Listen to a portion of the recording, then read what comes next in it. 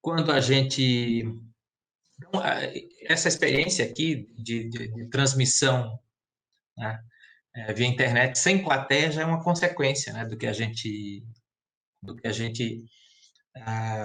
vem passando. É uma experiência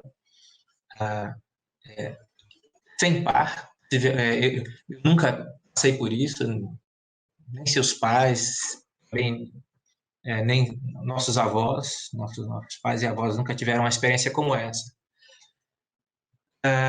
Então, eu queria passar um pouco.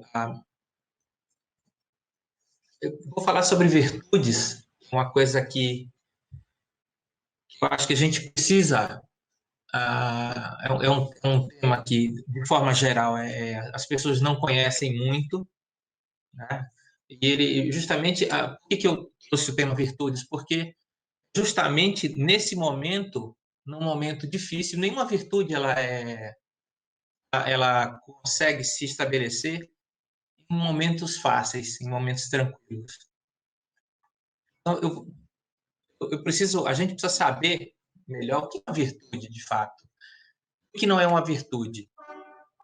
A virtude, ela é uma ação, ela não é um sentimento, um fenômeno interno humano, ele é um fenômeno externo e um fenômeno visível. Então, não existe essa coisa de eu sou uma pessoa virtuosa, eu me sinto bem com a virtude. Frequentemente, uma ação virtuosa, você, normalmente, nesses momentos onde você está emitindo uma ação virtuosa, você está agindo de forma virtuosa, você não está se sentindo bem. Você pode estar enfrentando um grande obstáculo, como é o caso da nossa do mundo, nesse momento difícil para o mundo inteiro. Uma outra característica de virtudes que não é inato. A virtude não é uma característica que nasce com a gente. Do contrário, a gente nasce com a natureza inata, animal, com tendência ao curto prazo, a agir de forma no curto prazo, agir em forma de sobreviver, pensar o foco no indivíduo em sobrevivência. A virtude ela é aprendida, é uma segunda natureza que a gente chama. Você, em cima da sua natureza, que normalmente é a natureza, alguns chamam até de perversa, em cima dessa primeira natureza, a gente desenvolve uma segunda natureza, que é um novo aprendizado, um novo ato. Só que o foco da virtude, ela é o bem comum, é social, enquanto o foco da não virtude, das outras ações, costuma ser foco individual. Um ponto importante é que ela uma coisa muito importante. Quando você está emitindo um comportamento virtuoso, como existe uma certa um desconforto e um descolamento do indivíduo durante as ações, você pouco reconhece. É muito difícil o próprio indivíduo reconhecer que ele está emitindo um comportamento virtuoso. Enquanto que o comportamento que não é virtude, normalmente você busca um reconhecimento pessoal então, é um tipo de comportamento que está muito fora da moda, do nosso momento atual. Busca muito foco no indivíduo, autoengrandecimento e eu só faço as coisas de acordo com da forma como eu me sinto. Se eu me sinto mal, eu não faço, só faço as coisas se eu me sentir bem. Então, é um tema muito, muito.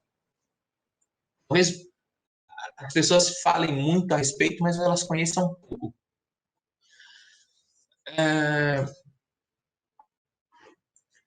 Eu vou traçar agora um arco histórico. A gente está agora. A gente está no nosso. Talvez a pandemia da Covid seja o evento do século XXI. Entendeu? O evento mais importante no mundo no século XXI. Eu queria que vocês fossem... Eu quero mostrar um cenário, um arco histórico com a Segunda Guerra Mundial. O bombardeio de Londres durante a Segunda Guerra Mundial. Então, vocês imaginem aquela população de uma cidade inteira. Vocês sabem que o Reino Unido é uma ilha, né? Então, essa ilha, durante a Segunda Guerra Mundial, ela ficava embaixo de bombardeios da Força Aérea nazista. Os aviões vinham da Alemanha, eles se cruzavam no céu com a Força Aérea Inglesa, e os aviões que conseguiam passar desse bloqueio da Força Aérea, eles despejavam bombas em toda a cidade durante a Segunda Guerra Mundial. Então, o que vocês observam aqui nessa foto da direita, se vocês observarem com detalhes, são todos cidadãos comuns, como eu, como vocês, que passavam as noites no metrô de Londres. Se vocês observarem homens e mulheres deitados no metrô, se vocês observarem, não existe crianças, porque as crianças foram levadas dos interiores do Reino Unido para orfanatos e tal, para serem salvas, né?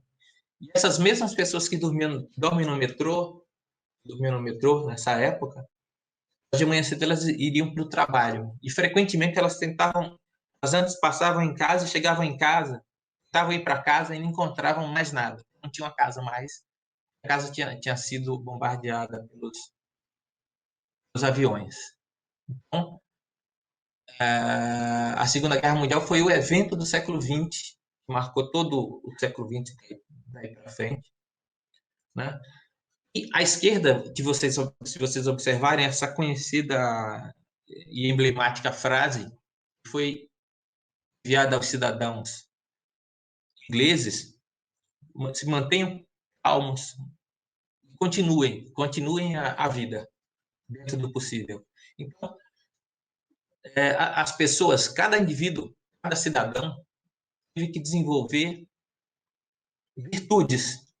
Até hoje, isso possivelmente marcou toda essa geração. A gente não pode esquecer desse detalhe. Como é que isso acontece?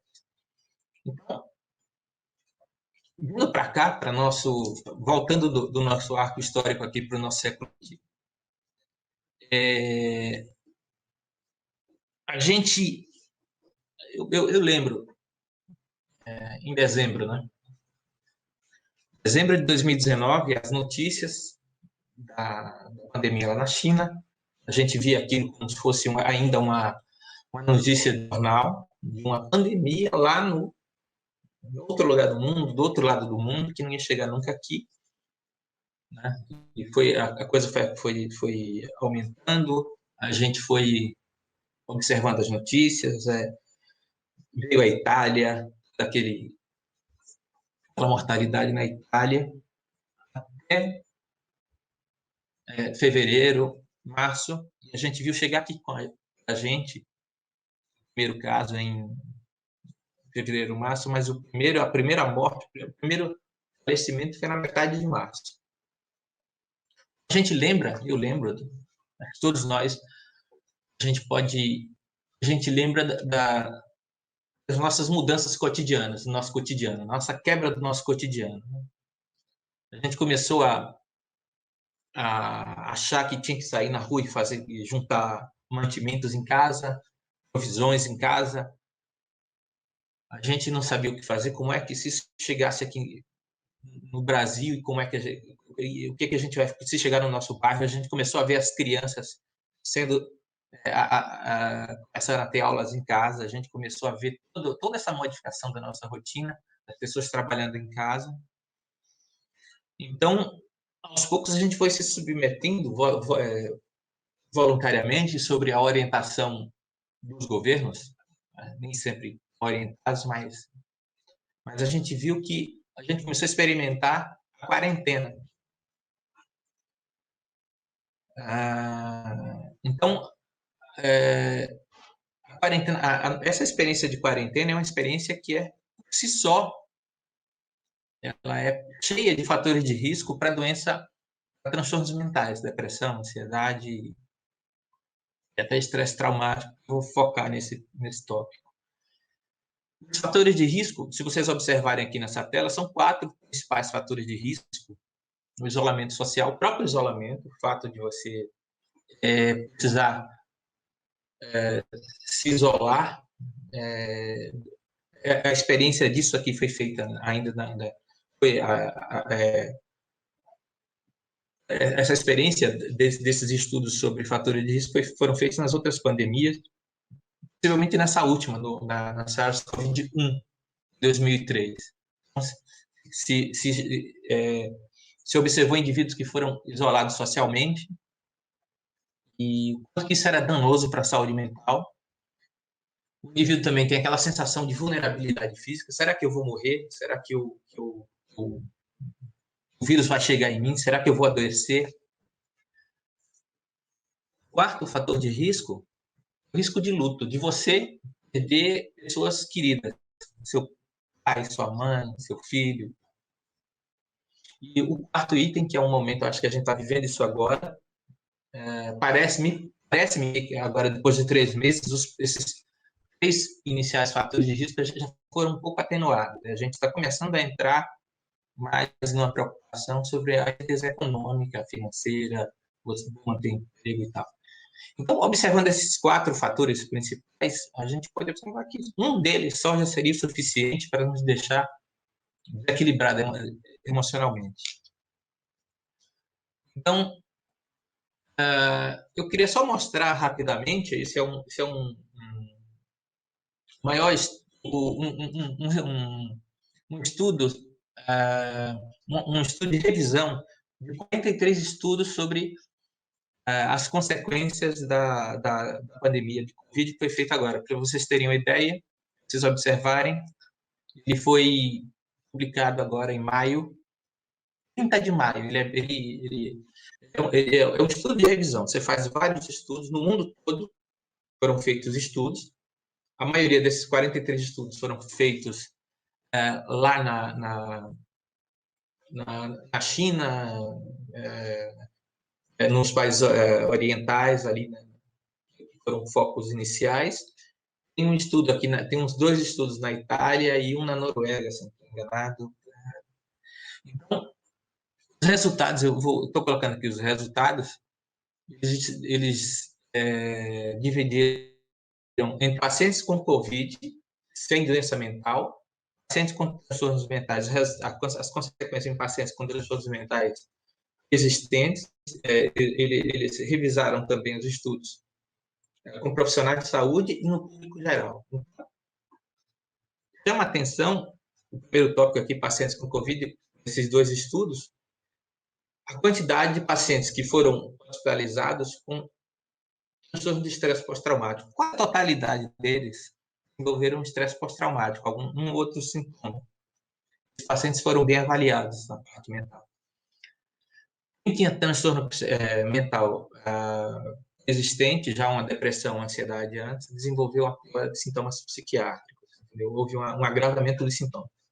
Profissionais de saúde também, a gente encontrou, nesses 20 estudos com eles, se encontrou um aumento muito expressivo da depressão, ansiedade, sofrimento psicológico, baixa qualidade de sono. E no público em geral.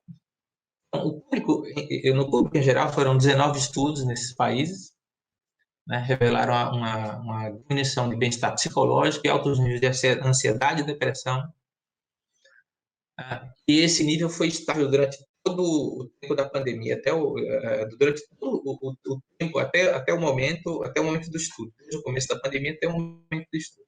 Encontraram fatores de risco em todos esses estudos. Fatores de risco, as pessoas que são mais predispostas são pacientes do sexo feminino, com problemas de saúde já relacionados,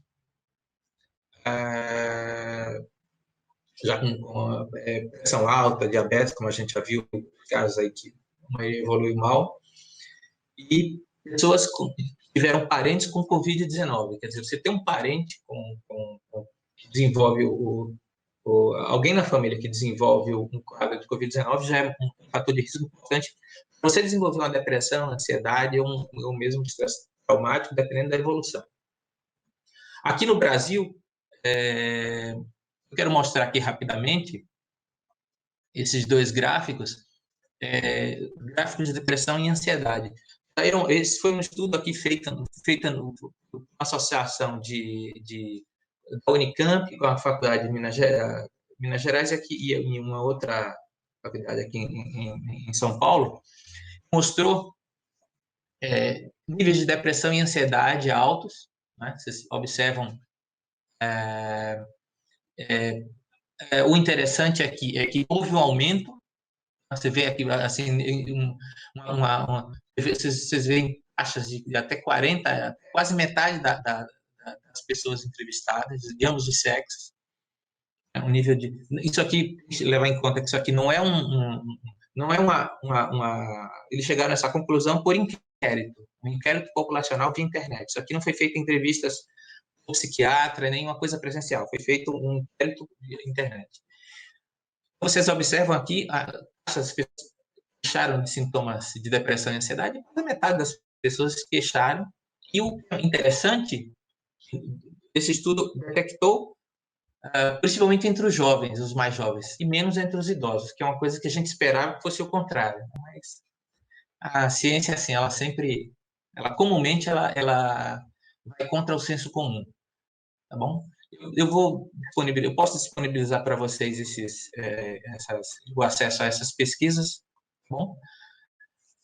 E o que chama atenção, vou mostrar, é o último resultado, depois a gente vai ver a gente vai ver uma coisa mais prática sobre isso aqui, enquanto são os números.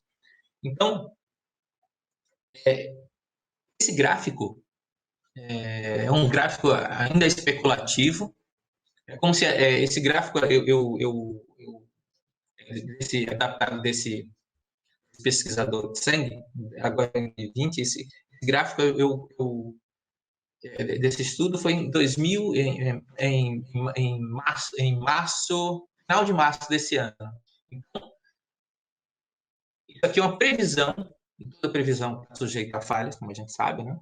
Mas até esse momento, 3 meses, né, os resultados batem muito com o que está acontecendo com esse gráfico aqui. Se vocês observarem a linha azul, a primeira onda, né, a onda que a gente está passando agora da onda do Covid.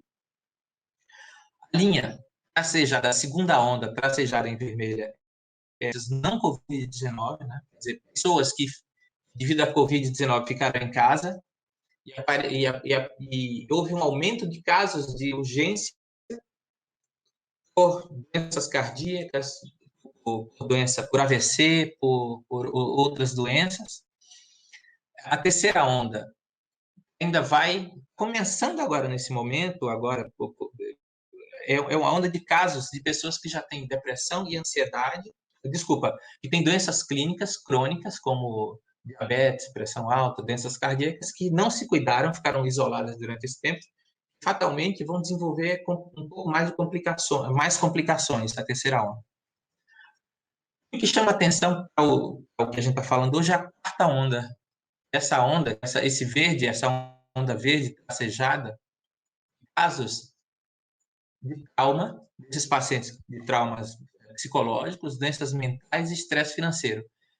Acho que por baixo dessas 3 ondas, tem uma onda maior, que vai durar mais, que vai ser a onda da consequência de casos de transtornos mentais, depressão e ansiedade. Quero chamar a atenção de vocês, agora nesse momento, porque assim, a depressão e transtorno de ansiedade a gente conhece bem. Não é incomum você, um filho, uma mãe, um vizinho, um primo com depressão, e a gente hoje é relativamente conhecido, a gente conhece bem a fase de depressão, a gente conhece muito bem a ansiedade, né? A gente mesmo muito frequente. Você tem alguém da família próxima que você vê, e você já lê sobre, a mídia já conhece muito bem. Só que a gente não conhece, eu quero chamar o número de casos em momentos como esse, de pandemia, o transtorno de estresse pós-traumático.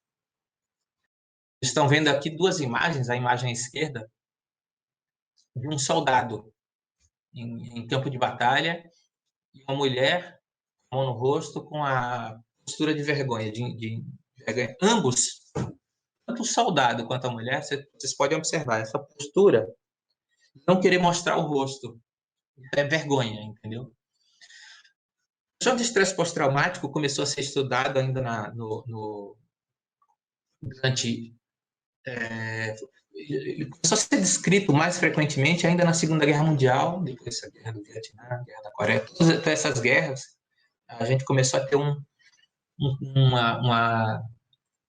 uma consciência maior do quanto era frequente, porque a gente viu que do trauma militar, a gente começou a ver que o trauma na vida civil também era frequente, entendeu? Então, com os mesmos sintomas, é como se essas pessoas estivessem mesmo vivendo em vida civil, estivessem tendo os mesmos sintomas, passando por situações complicadas e tendo os mesmos sintomas das pessoas, dos militares que foram para campo de batalha, entendeu? Então, o caracterizado. O transtorno de estresse pós-traumático é basicamente um fenômeno de memória, de rememoração. Você precisa passar por uma situação traumática, não pode ser um trauma interpessoal, sequestro, assalto, estupro, a agressão verbal durante mas tem que ser de um nível de gravidade um pouco acima para a gente considerar o critério para um desencadeamento de um quadro na maioria das pessoas.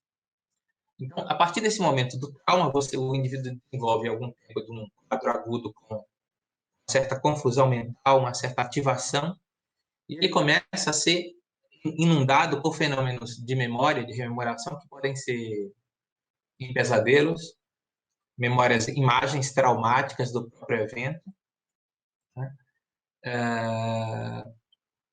Você pode começar a ter uma esquiva social, você não sai na rua porque você tem medo de encontrar pessoas que têm aquele mesmo aspecto físico igual, muito parecido com aquelas pessoas que foram os agressores. Eu estou falando interpessoal nesse começo, mas também você pode ser traumatizado por fenômenos não interpessoais, por exemplo, quase afogamento, vítimas de exposição a furacão, vítimas de exposição a pandemias, a doenças, o que está acontecendo agora, entendeu? Então, é um fenômeno que é um pouco diferente da ansiedade, da depressão. Eu queria que a gente ficasse atento para esse momento agora, que a gente vai ter uma quantidade de gente que pode desenvolver sintomas, que vai desenvolver sintomas de estresse pós-traumático. Isso já foi visto, como eu mostrei no estudo anterior, naquela revisão.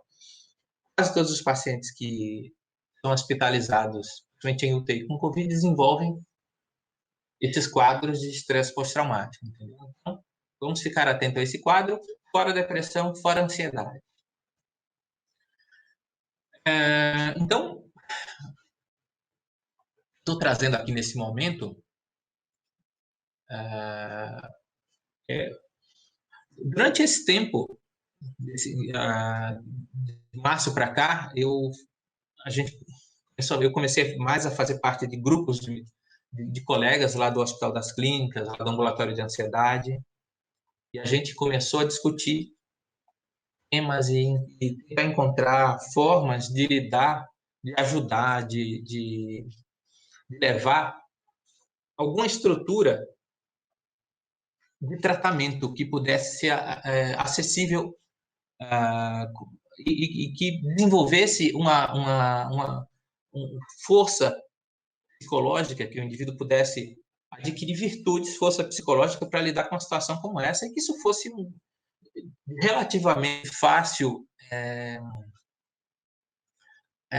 usabilidade, fosse relativamente fácil os indivíduos aplicarem na vida pessoal. Então, lá no ambulatório de ansiedade do Hospital das Clínicas, a gente já tem uma experiência com terapia cognitivo-comportamental, fora as medicações, né, para tratar ansiedade, estresse pós-traumático e tal, mas a terapia cognitivo-comportamental é um tipo de terapia que é bem estudada lá desde os anos 80, 70, e um dos tipos de terapia, que é a ACT, é um dos modelos mais utilizados pelo grupo. A gente entendeu que esse modelo, a gente, mais ou menos no contexto, que esse modelo é muito importante nesse momento, porque ele tem alguns princípios que eu vou colocar que são muito úteis nesse momento para a gente lidar com a pandemia. Por exemplo, o princípio 1, que vocês estão vendo aí, número 1, é a atenção ao presente. O nosso cérebro é viciado em futuro e em passado, entendeu? É como se fosse uma... A gente tem um mecanismo... Nosso cérebro é biologicamente preparado para antecipar. O cérebro do ser humano, a gente tem... O cérebro o cérebro dos sapiens, ele é formado nos últimos 100 mil anos em lidar com situações muito complicadas, com fome, ataques de predadores, lutas, guerras. Então, o nosso cérebro ele foi projetado para prospecção, para lidar com problemas no futuro. Quer dizer, a atenção ao presente é um exercício que a gente precisa ter ativo, e isso é um dos maiores, o princípio inicial da terapia de aceitação e compromisso, que a aceitação é lidar com o presente, entendeu?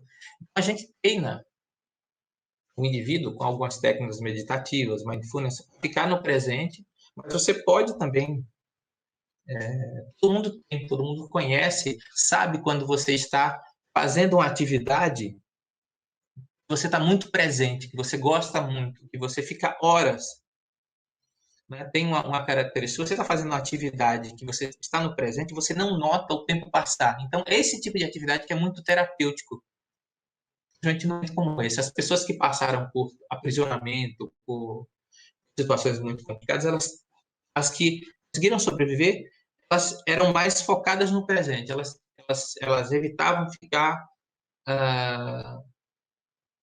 pensando no futuro, porque nem sempre eles tinham um futuro, né? Em situações de impotência, ficar no presente é a coisa mais importante. O princípio 2 é a aceitação ativa. É uma decorrência de você estar no presente. Se você está no presente, você começa a aceitar a tua situação. Você deixa de conflitar. Você tem uma tendência, estando no presente, a aceitar a sua situação, mas de forma ativa. A CT, essa técnica, ela foi utilizada muito com pacientes, foi mais estudada com pacientes com depressão grave, recorrente, pacientes com dor crônica, aqueles pacientes que não melhoram com nenhuma medicação,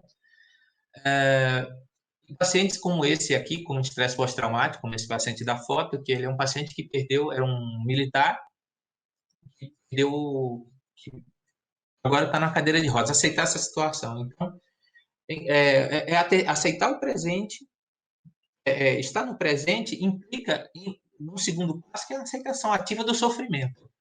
A ACT, ela tem uma premissa que o sofrimento é inerente ao ser humano e não bem-estar. A gente sofre, a gente tem um desconforto porque aquilo faz parte da vida da gente, e a gente precisa lidar com ele da melhor forma possível. Quando você junta um sofrimento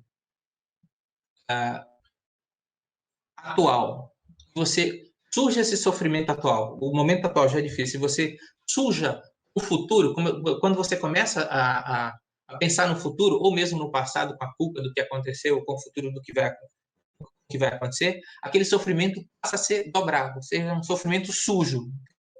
Você ficar no presente facilita a sua aceitação do momento presente, é uma aceitação mais ativa, porque você olha para o que está acontecendo de forma mais direta.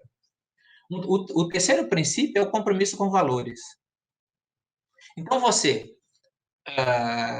precisa ir atrás do que é o mais importante para você, dos seus valores, da sua profissão, qual é o seu papel na sua profissão, qual é o seu papel é, é, na sua família, qual é o seu papel perante Deus, perante a sociedade. Então, são todos os compromissos que você precisa resgatar, é um passo importante no terceiro. E o quarto princípio é a ação comprometida.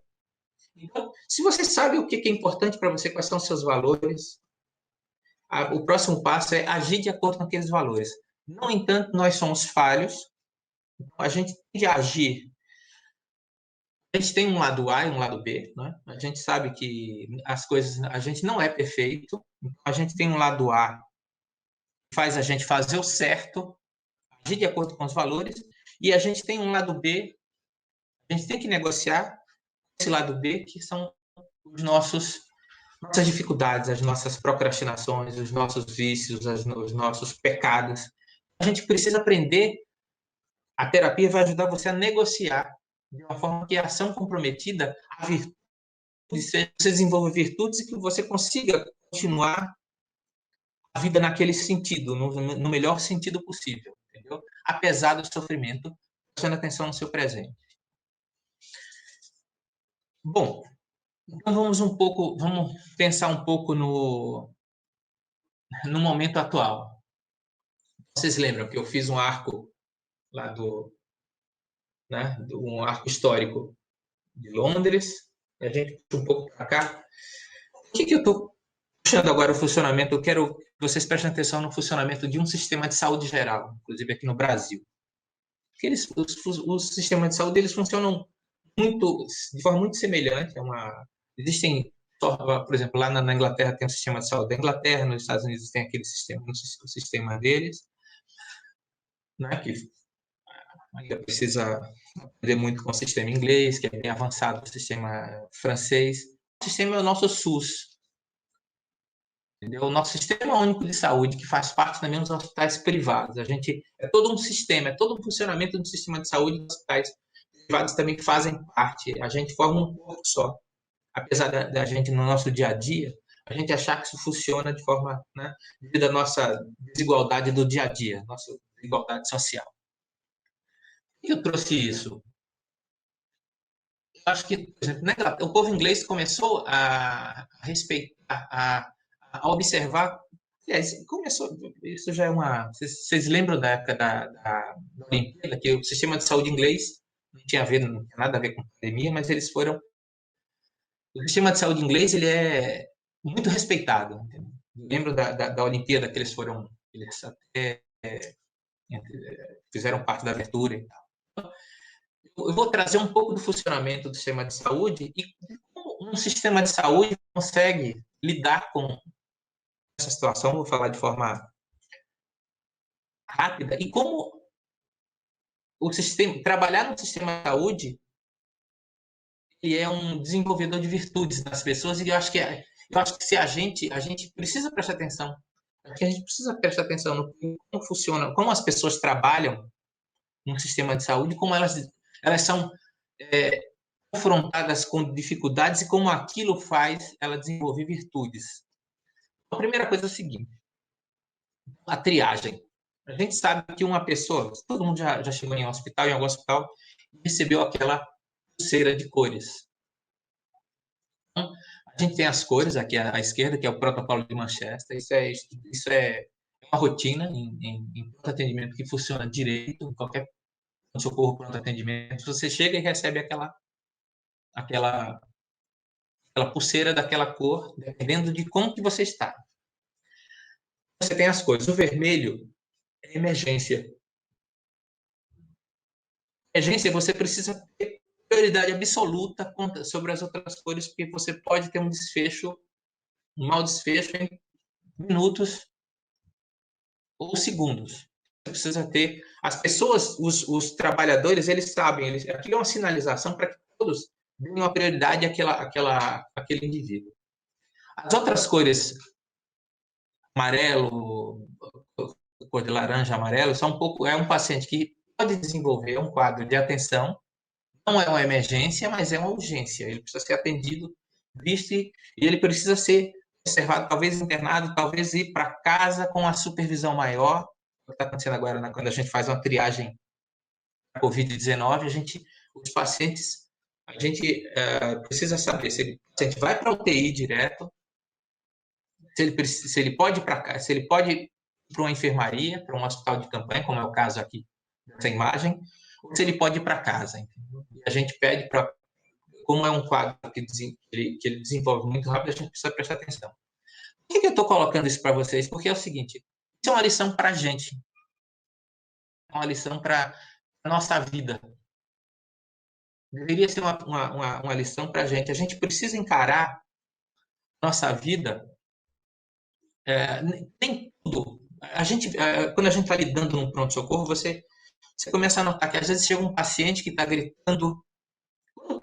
No pronto-socorro, quando a gente vê que um paciente chega gritando e solicitando, a gente fica muito tranquilo. E isso é muito paradoxal. Quem não conhece o sistema, isso é totalmente fora de contexto. Como é que eu chego tão mal, com tanta dor, gritando tanto e ninguém me atende? Porque o meu foco é quem está na sala de emergência. Às vezes a equipe está para um ou outro paciente que pode morrer naquele momento. E aquele paciente que está esperando, que ele vai esperar, ele precisa esperar. Então, o que a gente pode fazer? O que a gente pode aprender disso? A gente precisa fazer triagens da gente mesmo das situações que a gente vive. A gente costuma viver no vermelho o tempo inteiro, como se as coisas fossem vermelho. A maioria das coisas não vão, né? O nosso casamento não vai acabar naquela semana, quando ele está em crise. O nosso dinheiro não vai acabar naquele momento, ele vai demorar um tempo, se for o caso. Entendeu? Às vezes ele pode ser amarelo, ele pode estar.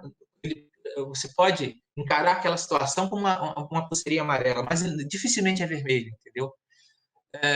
Então a gente tem uma tendência a maximizar a emergência nas situações. A gente vive o tempo todo na pulseira vermelha, na cor vermelha. Não é, a gente precisa se educar, a gente precisa olhar para a vida da gente. Espera aí, isso não é urgência, isso eu preciso ver, esse amarelo, claro, eu estou vendo, mas não é urgência, as coisas não vão acontecer naquele momento. Eu queria falar para vocês uma coisa sobre a triagem. A equipe conhece isso. Existe uma outra cor, a cor preta, a pulseira preta. Ela não é utilizada. Alguns pacientes que chegam, já chegam moribundos. Ou o quadro é tão grave que você não consegue salvar. O prognóstico dele é muito ruim, que ele já tem uma doença muito séria. Vocês nunca vão chegar no pronto-socorro e vão encontrar um paciente com pulseira preta, porque isso não é de bom grado, entendeu? Aquele paciente, normalmente, que tem um paciente terminal, ele já deixa de ser o foco da equipe no sentido geral, mas a gente põe aquele paciente num ambiente confortável, a gente chama a família, a gente chama o capelão, a gente chama o padre, a gente chama então, é aquele paciente que precisa de um conforto. O que ele vai precisar ali, às vezes, é de uma morfina, de um cobertor, de um contato humano. Não vai precisar da questão técnica. Já passou disso. Então, na vida da gente, o que a gente pode fazer para a vida da gente? Questões na vida da gente que a gente não tem controle. Cor preta. Por exemplo, não adianta ficar pensando nos números do Covid, se preocupando com os números da Covid-19, porque a gente não tem controle. A gente não tem controle sobre o comportamento da maioria das pessoas que a gente conhece. Então, a gente não tem controle sobre o comportamento de outras pessoas. Então, tudo que estiver fora do nosso controle, da nossa esfera de controle, é pulseira preta. Então, você põe do lado. Você precisa focar nas questões que normalmente são amarela, nas verdes e nas vermelhas, principalmente. Então, faça a triagem da sua vida. Observe isso. Faça. Talvez seja a maior lição de quem trabalha em linha de frente, lidando com situações e limites.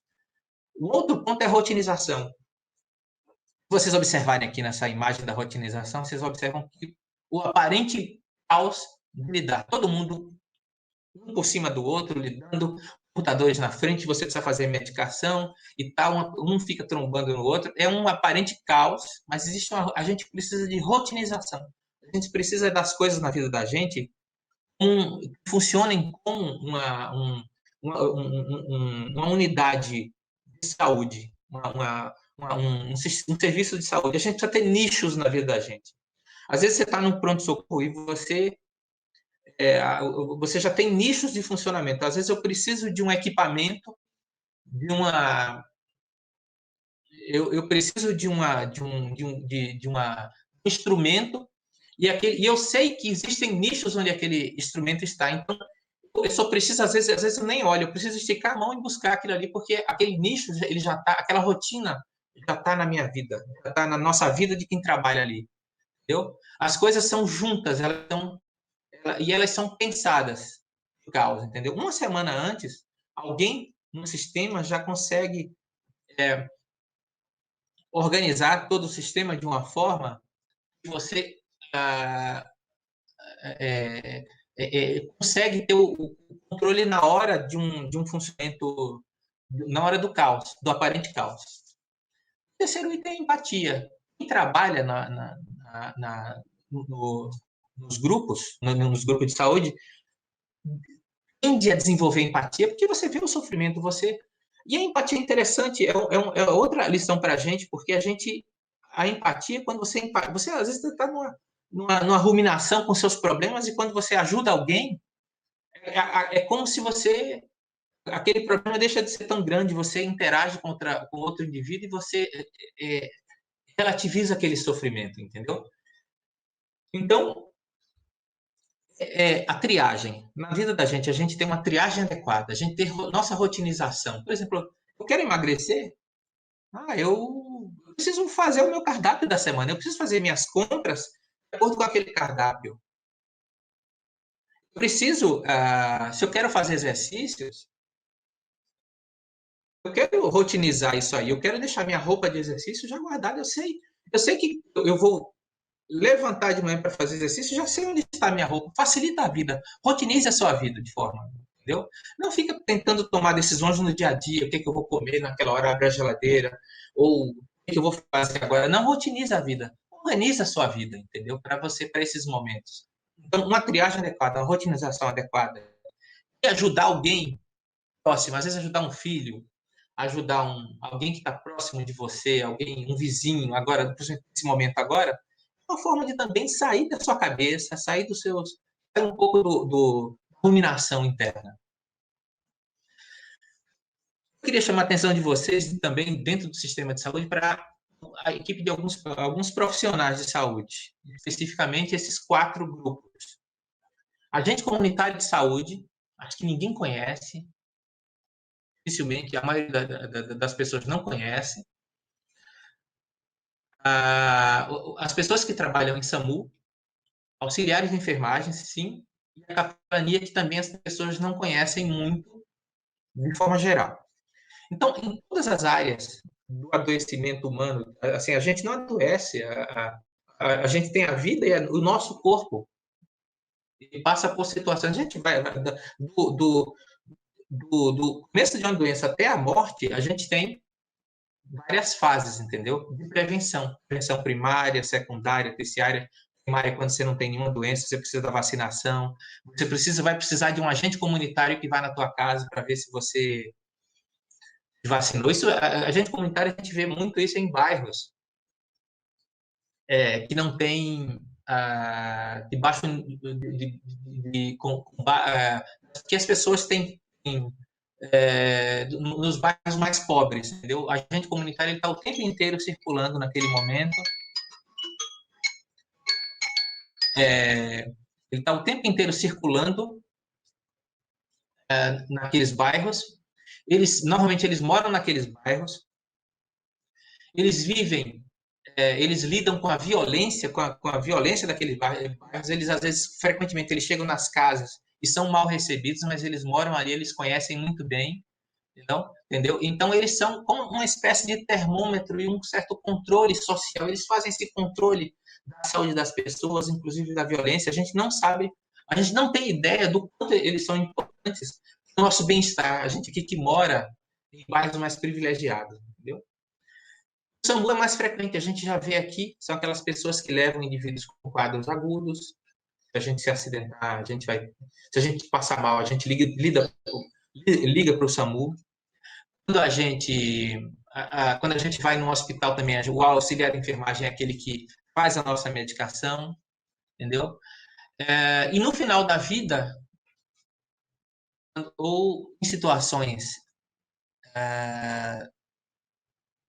de, de morte, pacientes terminais, eles recebem a visita do capelão, que também, de forma geral, as pessoas não conhecem, entendeu? Então, são 4 profissionais, eles costumam ser profissionais que não têm formação de nível superior, mas eles são essas fundamentais, eles são capilares, eles estão em todos os lugares, a gente não os vê, a gente quase não.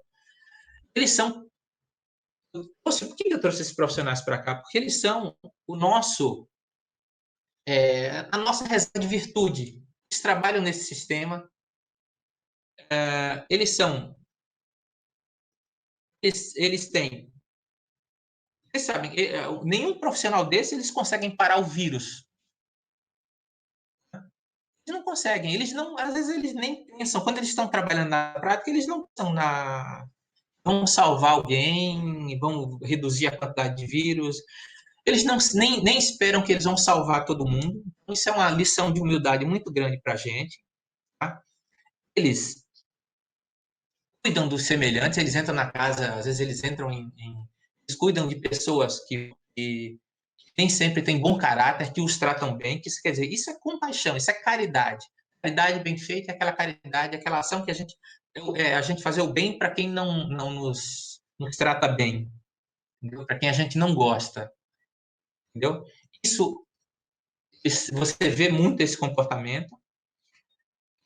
Eles têm a coragem física de entrar em ambientes de violência, em se expor dentro de uma UTI, colocar a sua própria saúde em risco, das suas famílias, para cuidar de outras pessoas.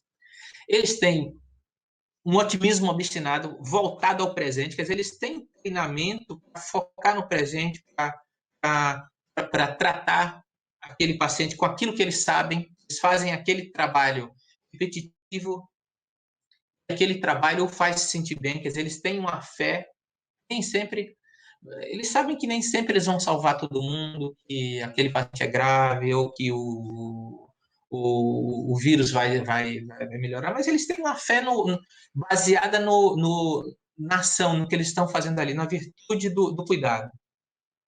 Eles têm propósito em comum, eles trabalham sempre em grupos, eles fazem parte de um grupo, entendeu? De um grupo que tem um objetivo, e eles têm essa satisfação e realização cotidiana esse trabalho. Às vezes uma autoaceitação. Eu conheço profissionais, são, são pessoas de muito equilíbrio, assim. Eu lembro de várias profissionais que tinham uma vida muito difícil, uma vida de relacionamento, um casamento difícil, filhos drogados, problemas financeiros, graves problemas. E essa pessoa, a gente conversava e ela me falava isso. Ela chegava no pronto-socorro, no atendimento, no pronto atendimento, ela era a pessoa mais equilibrada do mundo. Aquela pessoa que, quando ela estava no plantão, no meu plantão, eu agradecia muito. Nossa, agora eu vou ter um plantão tranquilo, porque essa pessoa está no plantão comigo. Então, a gente, o médico e a equipe, né, a enfermeira, a assistente social, a gente tem a nossa formação universitária, que nos dá aquela técnica e tal, mas quem segura esse sistema são esses profissionais. E eles têm a virtude, se vocês passarem um dia com esses profissionais, vocês vão ver o quanto que eles têm de virtude, quanto que você vê eles atuando, e é uma coisa que uma lição a cada dia, entendeu?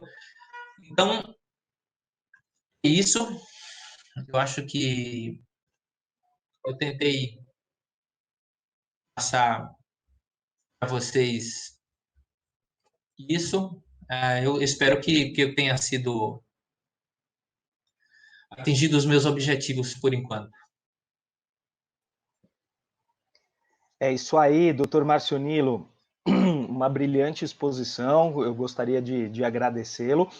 E aqui eu já tenho várias perguntas que estão chegando pelo chat, e eu vou Certo. começar por uma pergunta. Eu estou ampliando, a pergunta veio de uma pessoa, de uma irmã, a Leni, e ela faz uma pergunta muito específica, e eu tomei a liberdade de ampliar combinando com outras coisas, que a pergunta dela especificamente foi assim, o diagnóstico do estresse pós-traumático, ele é próximo, assim, paralelo, muito parecido com o da esquizofrenia, e se sim, se o tratamento seria o mesmo. Agora, a minha ampliação seria, eu acho que até importante para a nossa audiência, falar de alguns conceitos básicos, né? Quer dizer, por exemplo, a gente ouviu a palestra e a gente fala assim, tem ansiedade, tem depressão, tem o estresse pós-traumático, mas talvez as pessoas não entendam qual é a diferença entre eles, né? Então, para a gente poder responder a pergunta da Leni, ela foi muito específica, mas talvez conceituar para todo mundo meio assim, qual a diferença entre depressão, ansiedade, para, né, as pessoas poderem até entender e poder se ajudar com essa questão da triagem, né? Você falou Por muito ajuda, bem, né? exatamente. Exatamente. Exatamente. É o seguinte, esses são a depressão, os transtornos de ansiedade e os transtornos de estresse pós-traumático, eles são quase que a totalidade desses quadros que saem agora uns 80, 90% desses quadros, né? E são vários. Cada depressão não é um tipo só. A depressão tem vários tipos. A ansiedade fóbica, ansiedade obsessiva, ansiedade generalizada, são vários tipos de ansiedade e tem esses quadros relacionados ao próprio estresse pós-traumático. Falando da Leni, o estresse pós-traumático é o seguinte, você tem, eu falei na exposição sobre estresse pós-traumático, o que chama atenção são os fenômenos de memória. Se confundem, dependendo do paciente, alucinação, que são, às vezes, tão vívidos.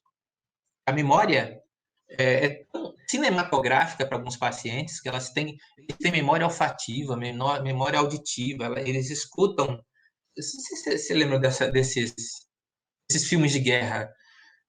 Qualquer barulho de motor, de algum motor vindo perto próximo de alguém que tem estresse pós-traumático, que viveu uma guerra, parece que ele está embaixo de um helicóptero.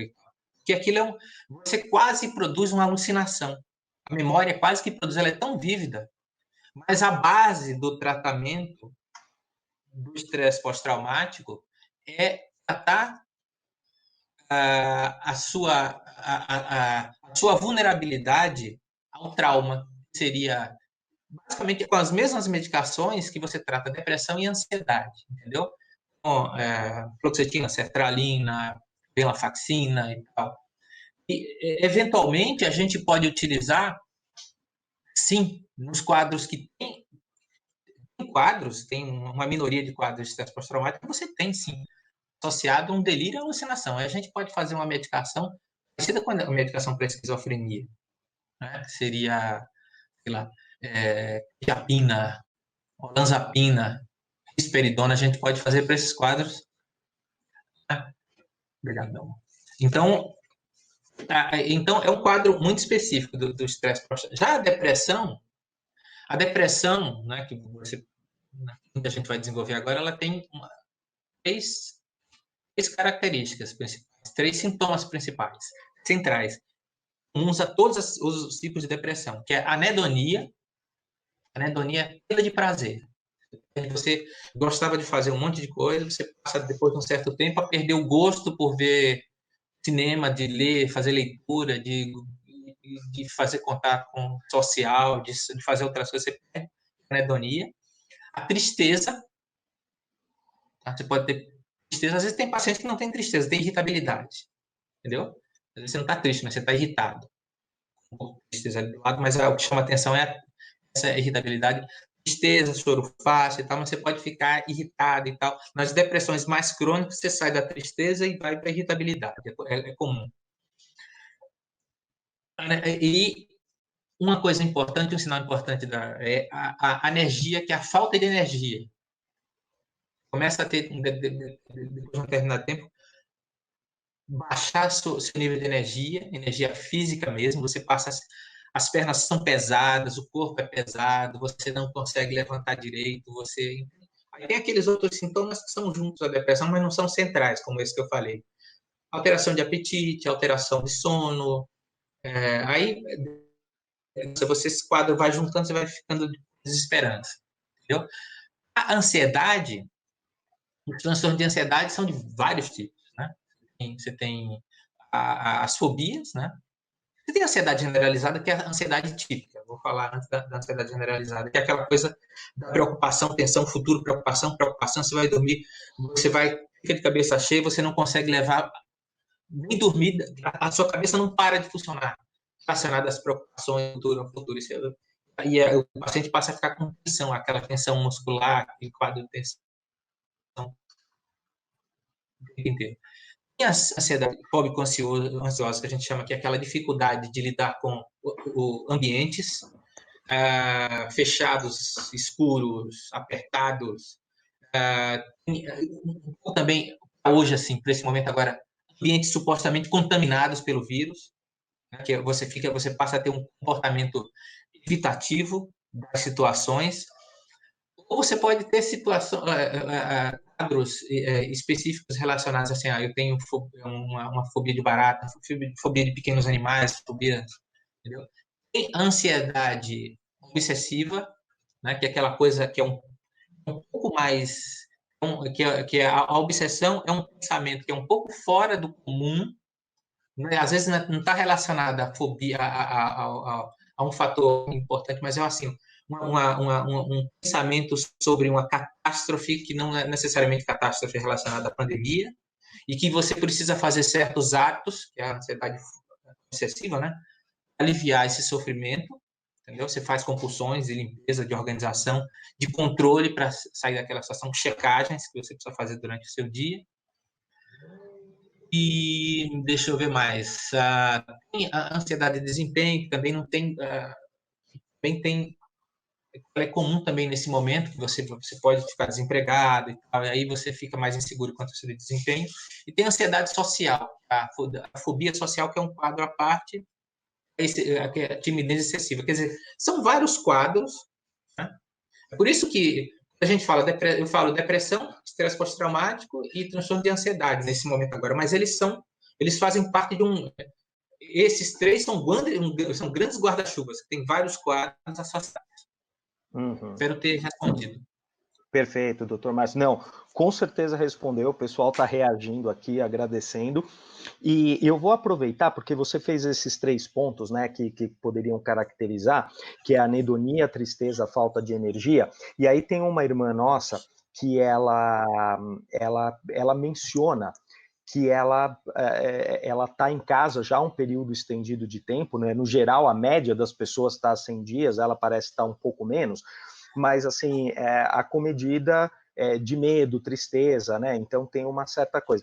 E, obviamente, a gente já falou, o senhor já colocou muito bem aí algumas coisas que podem ser feitas, né? Quer dizer, a questão da empatia com outra pessoa, a gente focar no presente, não ficar tanto ponderando, né, a respeito de situações futuras. Sim. Mas tem algum outro conselho? Porque talvez a pessoa ela esteja sendo impactada por uma coisa momentânea, né? Quer dizer, obviamente é muito difícil, né? O propósito aqui do café não é fazer um diagnóstico online, né? Das 100, mais de 100 pessoas que estão participando aqui da nossa live, mas, enfim, a gente poderia talvez, ela pede assim, tem algum conselho que possa ser dado, né? Então a gente já falou sobre focar bastante no presente, ter empatia e ajudar os outros, né? Às vezes a gente ajuda os outros na dificuldade deles, a gente acaba esquecendo dos nossos problemas, né?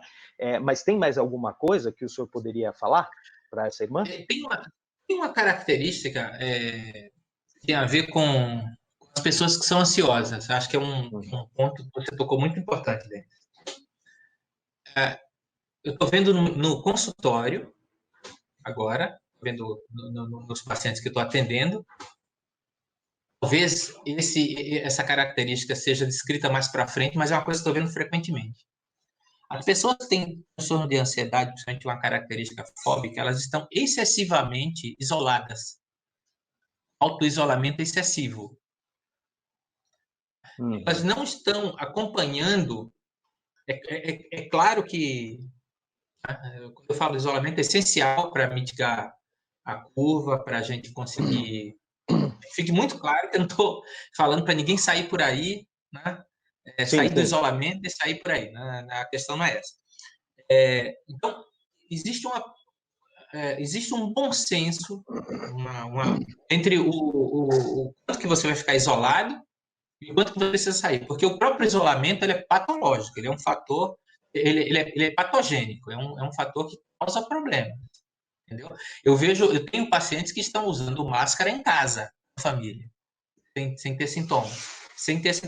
Justifica quando você pega quando você está doente com Covid, você faz o isolamento do isolamento. Você vai para o seu quarto, você fica no seu quarto e você recebe a comida ali, você troca a roupa, é um banheiro para você. Quando você pode, claro, se você tem uma casa grande, mas é impossível você. Para a maioria dos nossos cidadãos é difícil você ter você não mora numa casa grande, você não consegue se manter isolado, entendeu? Mas alguns pacientes estão ficando em isolamento excessivo. Eles ficam com medo de sair de casa, com excessivo cuidado, quase um comportamento aprendido nesse momento, desenvolvido nesse momento, um comportamento fóbico também nesse momento. E o conselho que eu estou dando para essas pessoas faz todo o cuidado, sai de casa, usa máscara, você vai sair, vai dar a volta, vai um pouco, desce um pouco no condomínio, vai caminhar um pouco nas áreas comuns, evita isolamento, lógico, evita aglomeração, você não vai para lugares, entendeu? A gente sabe que a comparação, saíram os estudos comparando a transmissão interpessoal e a transmissão pessoa-superfície, a transmissão é menor, o risco é menor, entendeu? Então, evita o contato, aglomeração, mas sai para as áreas, vai caminhar, faça seu exercício. Você está muito tempo parado, você está muito tempo inativo, aquilo vai fazer mal para a sua saúde geral, você vai ganhar peso, você vai descompensar a sua pressão. E o próprio confinamento aumenta o seu desconforto. Eu tenho visto, por exemplo, eu faço orientações mínimas para alguns pacientes no consultório. Uma vez por dia, vai caminhar meia hora. Vai caminhar meia hora. Chegando em casa, né? Vai de máscara, vai com todo o paramento, evita a aglomeração. Chegando em casa, tira o sapato, deixa o sapato do lado de fora, vai direto para o banheiro, põe a roupa no cesto para lavar. Entendeu? Depois, não, vida normal, entendeu? Faz um pouco. Você está fazendo o seu trabalho, o seu home office, dá um tempo, desce um pouco. Vai circular um pouco, entendeu? E a gente vê que os pacientes.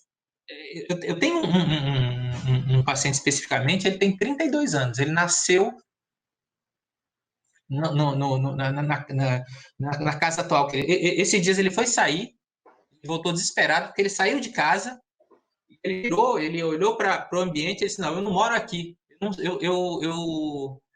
não sei onde eu estou. Na frente de casa, 32 anos, sem nenhum quadro cognitivo, nada, a gente chama isso de desrealização. É um sintoma de ansiedade, entendeu? Então ele passou a achar tudo muito estranho e tal e tal. Ele melhorou depois de uma semana de saídas curtas de casa, entendeu? Quer dizer, é claro que depois da pandemia a gente vai ter um nível de ansiedade, depressão maior, mas depois a coisa deve, né? As pessoas devem pensar.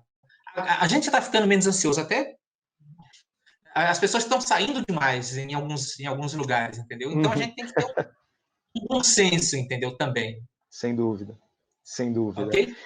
Perfeito. E, doutor Márcio, falando exatamente desse ponto, um irmão, o Enéas, ele fez uma seguinte pergunta: qual o impacto que você vê dessas novas regras de convívio? Porque algumas delas, neste exato momento, elas parecem, de uma certa forma, ter uma clareza que elas serão temporárias, mas tem muita coisa, né? Assim, tem muita gente falando assim, olha, viagem, férias, nunca mais vai ser como era antes, né? Quer dizer, assim, você pensar até dezembro de 2019 era um jeito de você viajar, e aí tá falando de avião, vai ter ocupação máxima, não vai ter. Então, assim, tem muita incógnita. Então, assim, algumas coisas aparentemente parecem realmente ser temporárias, e assim que essa pandemia acabar, a vida, digamos, vai eliminar essas atitudes, né, essas regras de convívio, mas outras pode ser que não.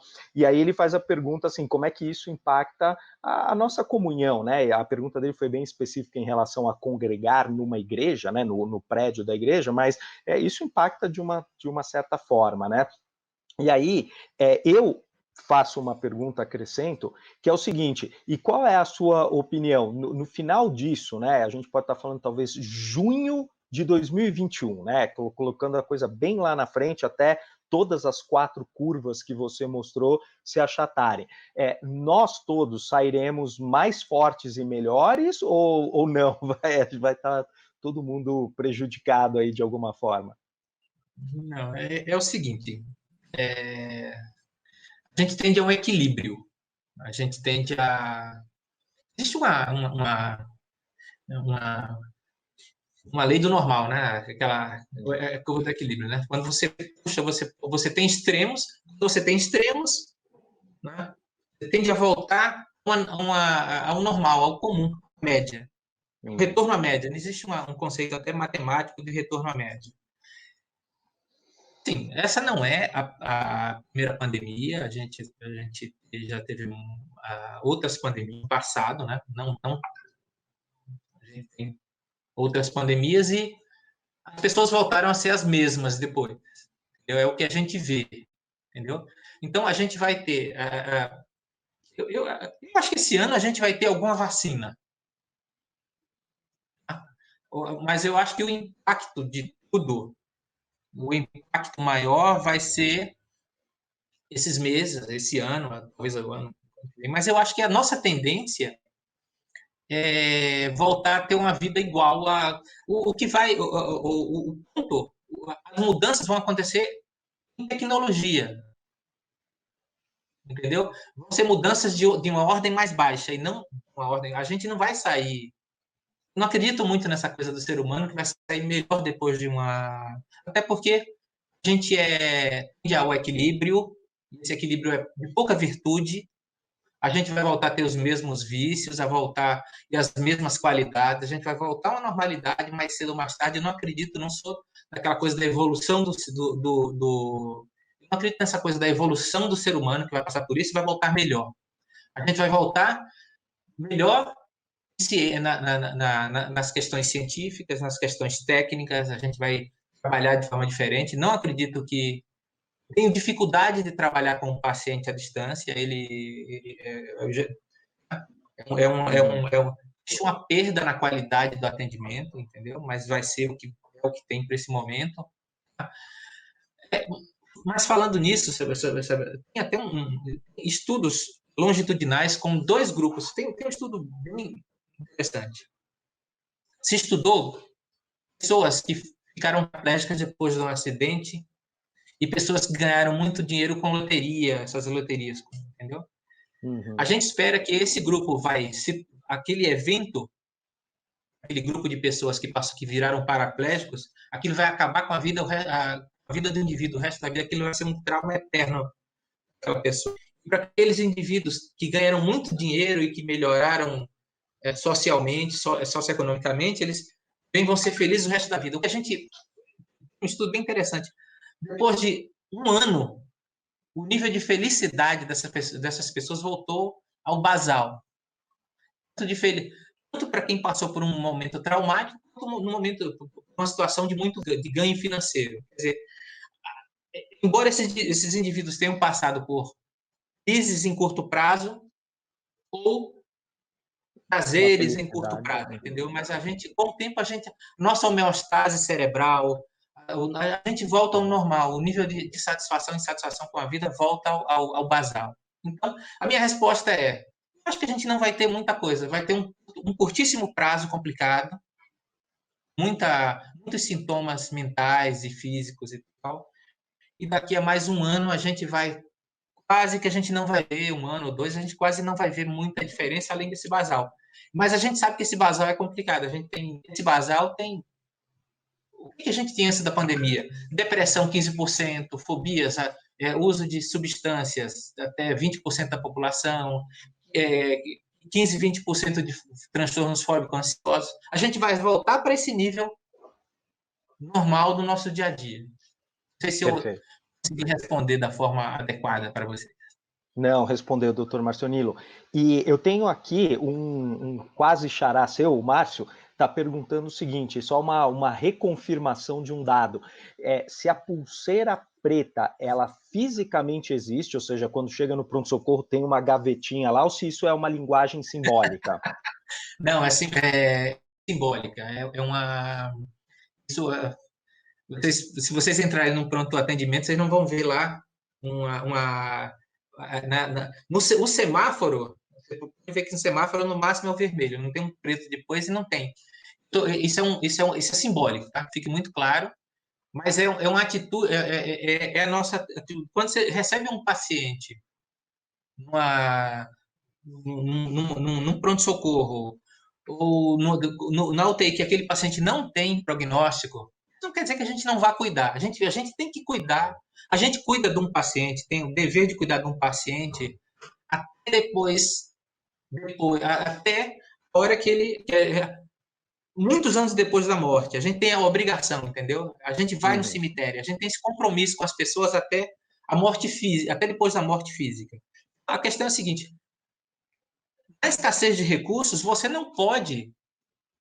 No momento de escassez, eu estou com a equipe sobrecarregada e alguém que não tem prognóstico, você toma outra conduta. Qual é? Deixa um auxiliar de enfermagem ou alguém, ou mesmo familiar com aquele paciente dar conforto, para ver se ele sente dor, se ele está com frio, se ele precisa conversar, chama o pessoal da capelania, chama o pastor, chama o padre, conversar com esse paciente, que acho que a demanda dele, o tratamento dele já não é mais físico. Não é para ficar furando o paciente, colocando antibiótico, entubando, entendeu? Mas não existe essa pulseira preta. A gente não vê isso, mas a conduta é essa.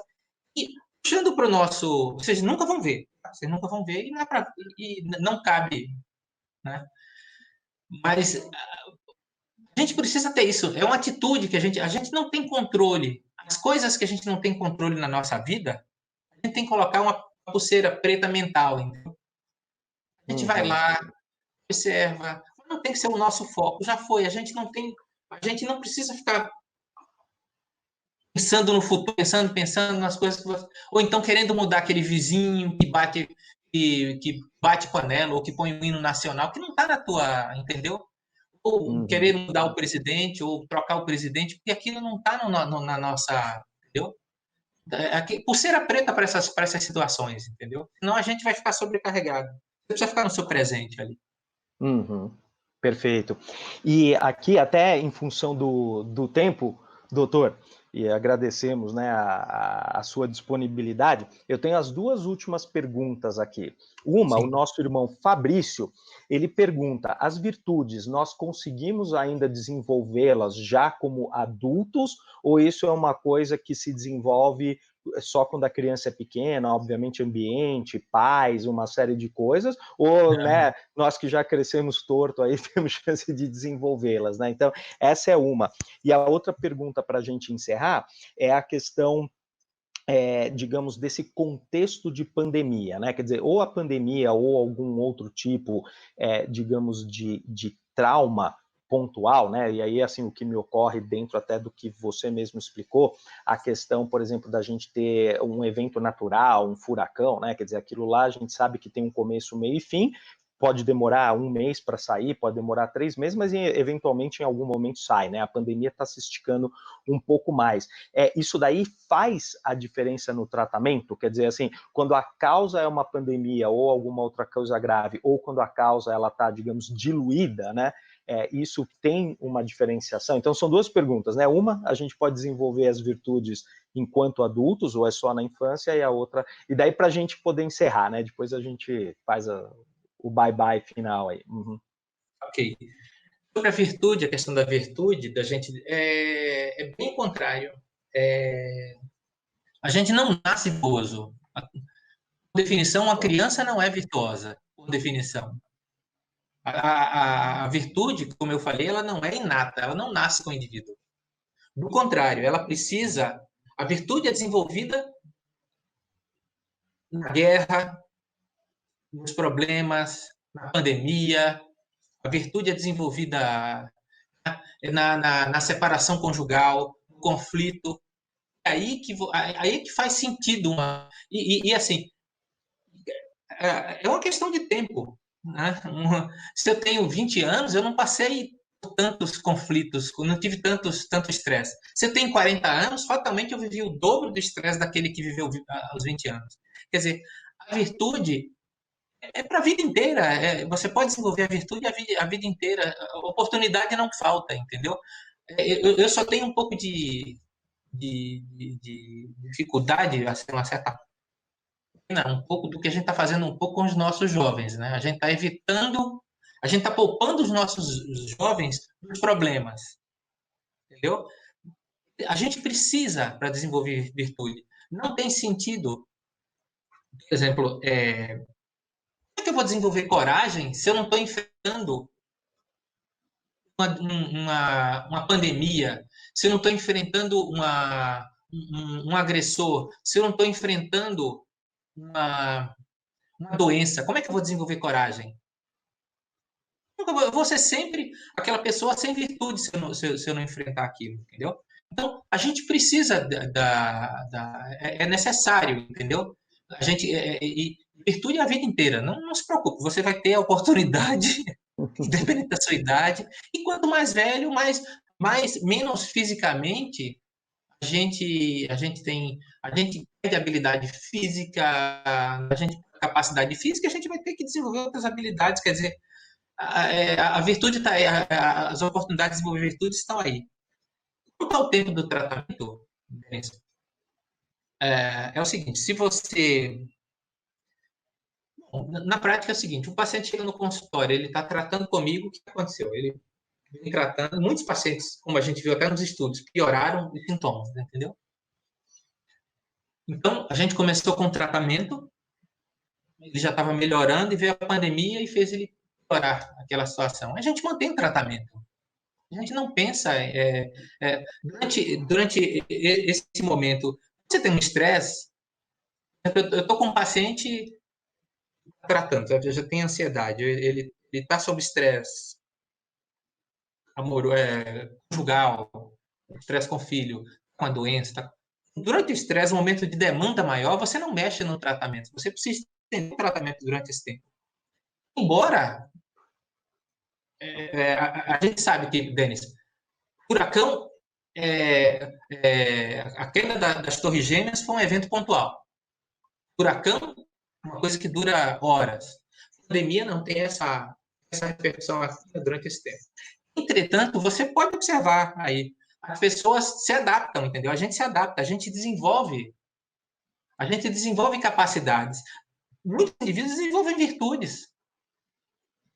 Entendeu? Elas saem porque elas olham, por exemplo, um indivíduo que tem pouco recurso financeiro, tem uma família, ele vai olhar, desde o começo da pandemia, ele começou a olhar para a despensa, diminuindo, entendeu? Diminuindo a quantidade de alimento, já não tem aquilo, já não tem aquilo outro, a família, então ele já começou a racionar as coisas daqui a pouco. E aí, no meio da pandemia, ele começou a se expor, começou a os cuidados.